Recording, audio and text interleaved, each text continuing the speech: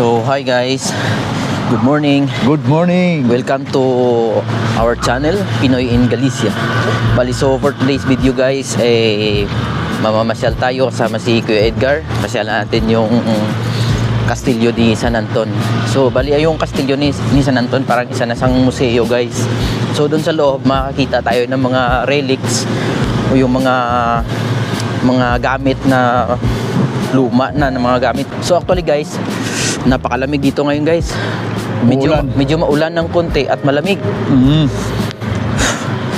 You know, actually guys, yung dito sa Galicia, dito sa Coruña usually hindi nag-i-snow. Pero yung winter dito guys, kasi winter dito ngayon, yung winter dito guys is napakalamig. Sobrang lamig. Hindi nga lang siya nag-i-snow, pero makita nyo naman guys yung suot namin ni Kuya Edgar. Pakita ko sa inyo guys yung klima. So ayun guys, nasarap tayo ng marina ngayon. So medyo makulimlim siya ngayon guys. Diyan pa yung bahay ni Sarah. Ganyan talaga yung klima dito guys sa Coruña kapag winter. Iinit o ulan, tapos ang lamig. Super.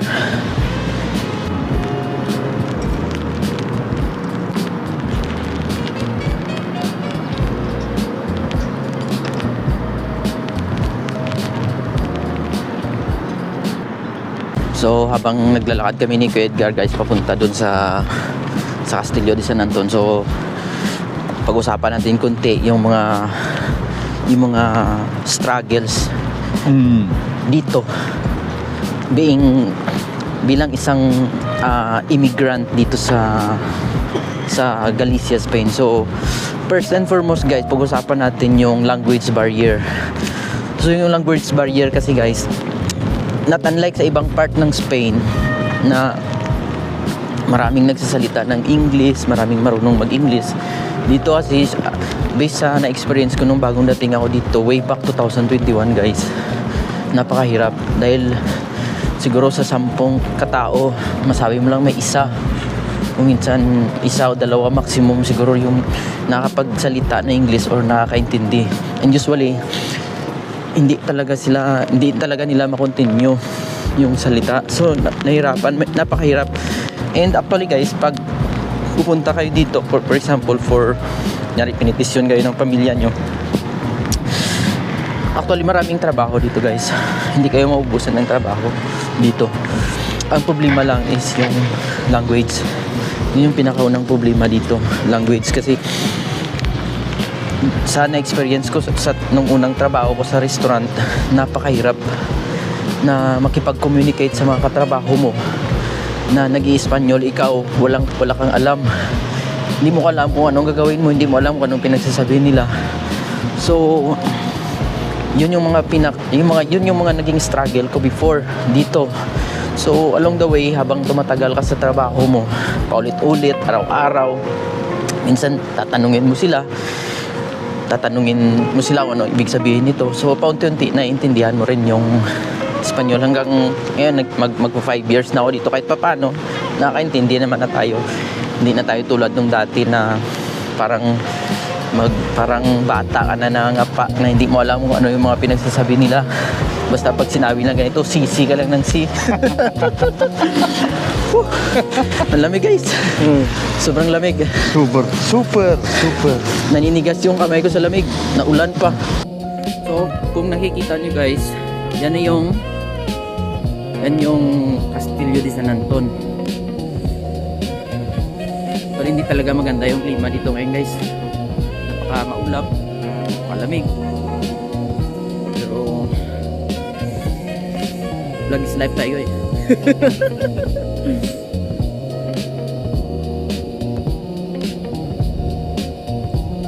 Yung isa pang struggle mo dito guys pag dito ka is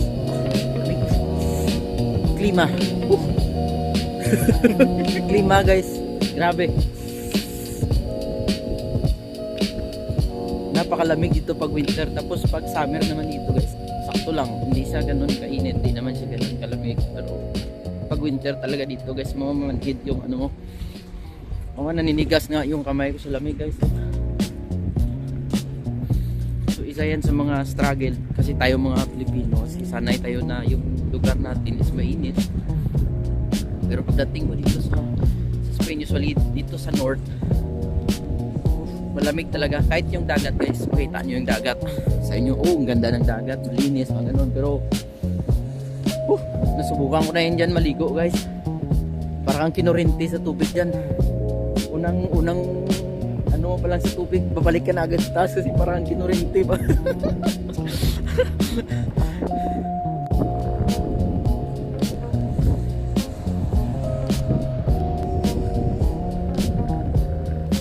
Papasok na tayo ngayon sa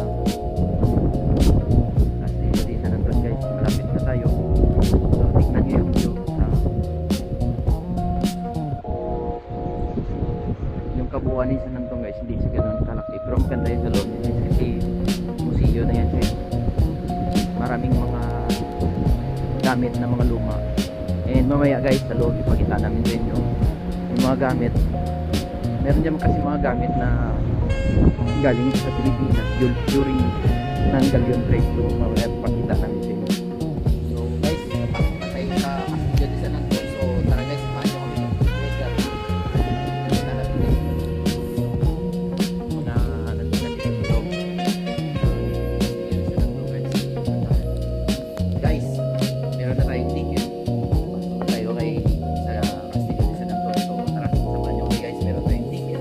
Tingnan natin kung anong meron sa loob. At ipapakita namin sa inyo kung ano yung mga doon sa loob ni Castillo de San Anton. So tara, samahan nyo kami guys.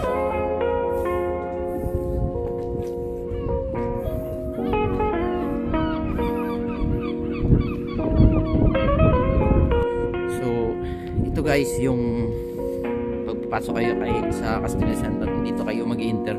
Actually parang lumang-luma na talaga guys. Pag dito kayo sa loob, may-feel nyo talaga na luma na siya. So ito yung pinaka ugis at mapa niya. Museo Arkeologiko y Historiko Castillo de San Anton. Dito na tayo sa loob guys. Kita ko sa inyo. Makikita nyo yung mga bato na to guys. So ito pakita ko sa inyo guys.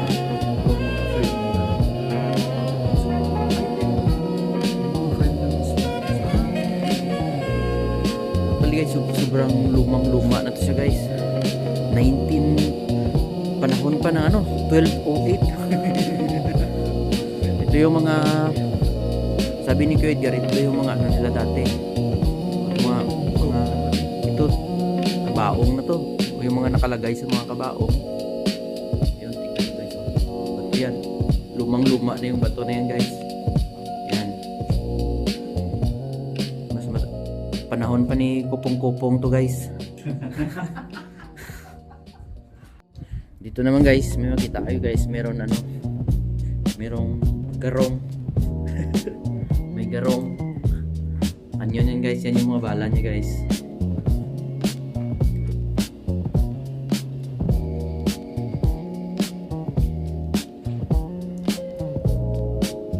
Pakita ko sa inyo guys. Ito yung pinakaunang kabaong nila dati. Lumang kabaong si guys. Gawa sa bato. Bali sobrang luma. Tignan nyo sa loob guys. Pwede na lang higaan guys. Wala ka na talagang choice guys.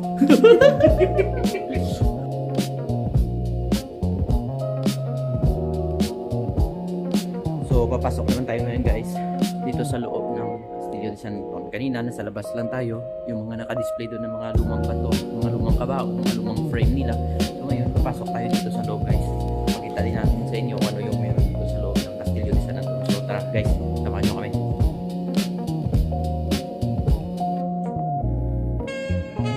So ito pala guys,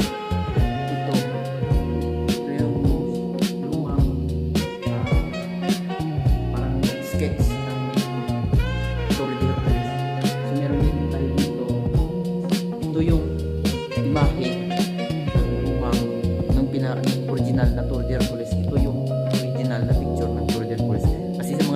nakaraang vlog natin guys, pinakita ko sa inyo, inakyat natin yung Torre de Hercules. Kung makita nyo sa labas guys, iba na yung itsura niya. So, bali, nirenovate na nila. Pero yung original na itsura ng Torre de Hercules, ito yun siya guys. Yan yung original na itsura ng Torre de Hercules. Actually guys, meron sila dito mga artifacts. Ito galing dito sa Torre de Hercules sa loob. Ang nakasulat dito is Fragmentos Librato de Ceramica Siciliata. Galing niya doon sa loob. Yes guys, tingnan nyo. Lumang-luma. And actually, meron pang isang picture si Torre de Hercules dito guys. This is during nasira siya, no? Dati nasira, no?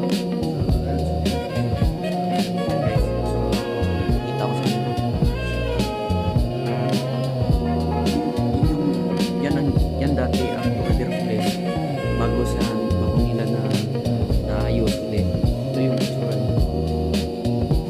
Nasira sila dahil siguro sa may mga hiraw. Yan yung Torre de Hercules dati. So tara, tingnan pa natin yung iba dito guys, pakita ko sa inyo.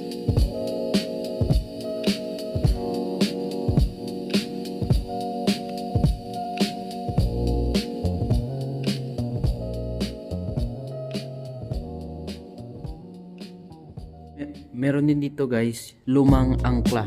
Yan, kita nyo. Sipo di angkla. Yan. Actually, luma na siya guys. Actually, itong angkla na to guys, parang sa Roman pa to yan. Part pa ng, kasama pa ng, na gamit pa ng mga Romans dati dito eh.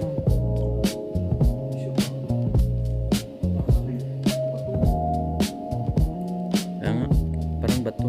Ito ang angkla din to siya guys, tsaka yun parang hindi siya bato nga siya bato siya guys, hindi mo siya masabi na bakal, simento na ibang klase ng simento yun ba. So bali yan guys, makikita nyo yan yung gamit ng mga Romano dati na sasakyan nila, tapos picture. Ito yung angkla na gamit nila. Yan yung angkla.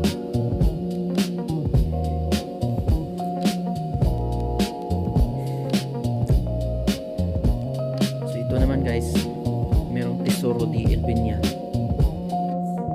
Ito yan mga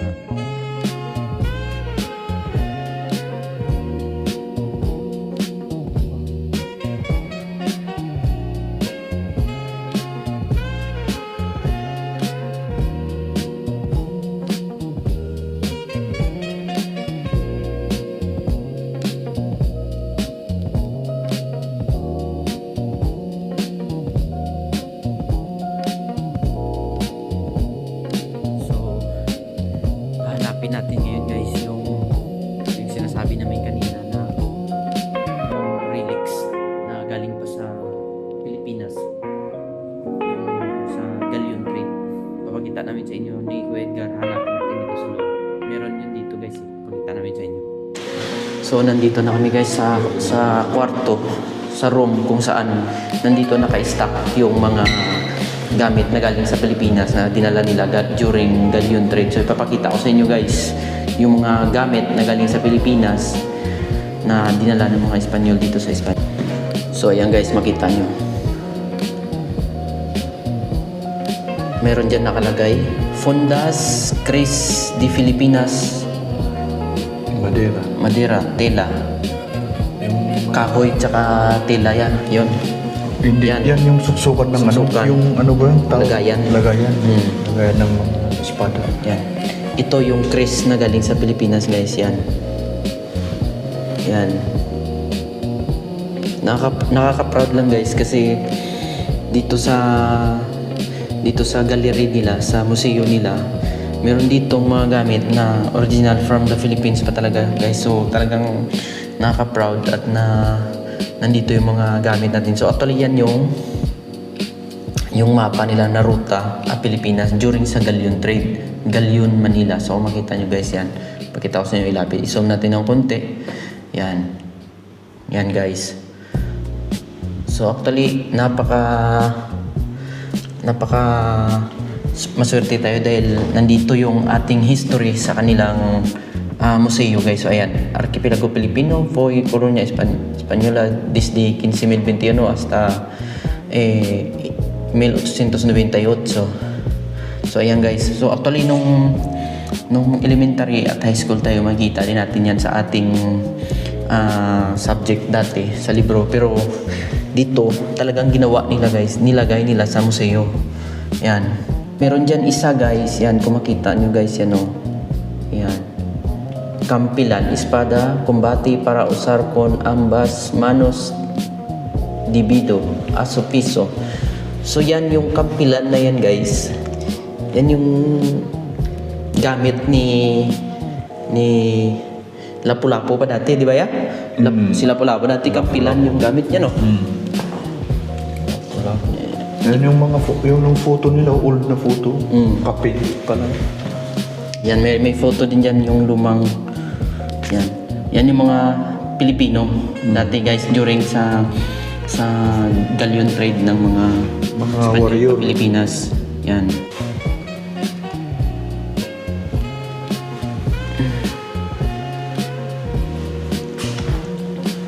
Armadura Filipina. Yan yung parang pinaka-armor suit dati daw ng mga Pilipino. Meron dito mga sibat to eh. Yan, lahat yan may date yan guys, ha, nakikita nyo. Yan, 1601 to 1800. Yan.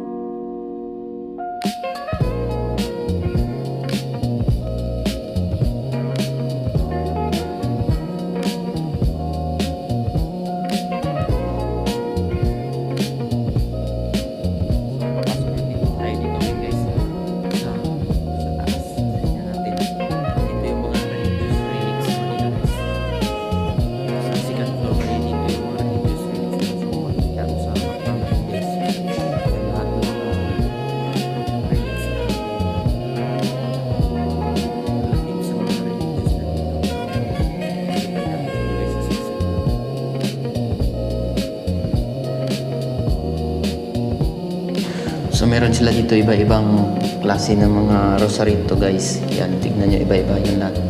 Lahat yan, mga antique na lahat yan guys. Antik at mahal yung ano niya. Gusto nyo makakita ng mga lumang religious artifacts. So pag dito kayo sa Coruña, actually pwede.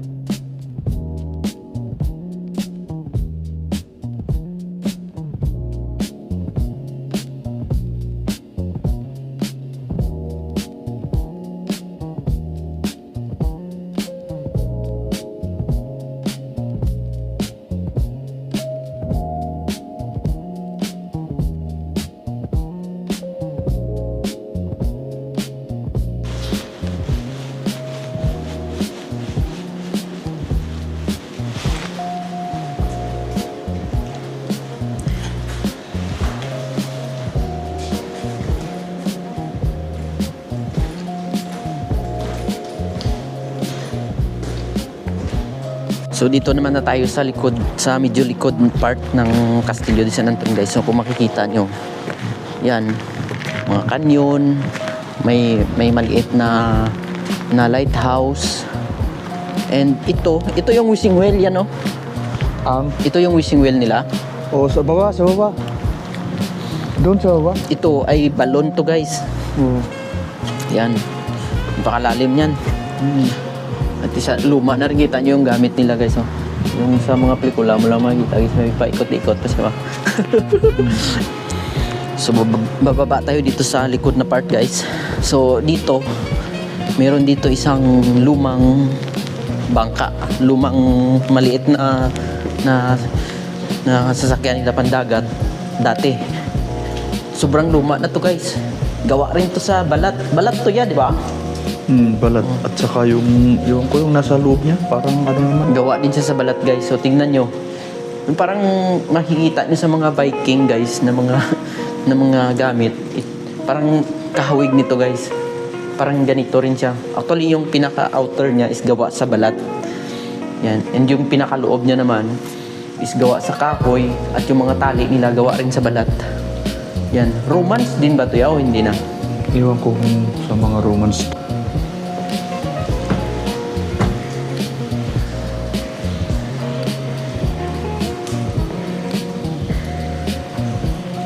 Meron sila ditong wishing well sa ilalim guys. So, tignan natin. Yun no? Kaso hindi tayo makapag-wish dahil wala tayong coins dito sa bulsa. Oo. Kung siya, inipon nila doon. Dito pala yung parang balon. Kung nakita nyo yung sa taas kanina guys na pinakita ko sa inyo na parang balon. Ito yun siya sa ilalim guys. Yan. Yan lahat ng mga kumikinang-kinang dyan guys. Mga pera yan siya guys. Yan. Ang dami. Lahat ng kumikinang yan. Mga coins yan na pinapon nila guys. Iba't ibang klase ng coins. So, naikot na natin lahat guys sa loob. So, hanggang dito na lang muna yung ating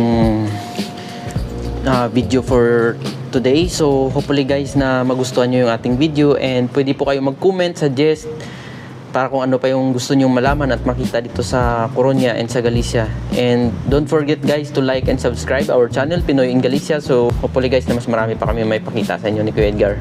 Alright. So next time, try natin lumabas naman ng Coruña. Tingnan natin sa mga Santiago or kahit saan. So habang hindi pa maganda yung panahon guys, habang winter pa ngayon, dito lang muna tayo sa Coruña. Kasi mahirap din magbiyahe pag medyo malamig tsaka maulan. So hanggang dito na lang muna guys and see you for the next video.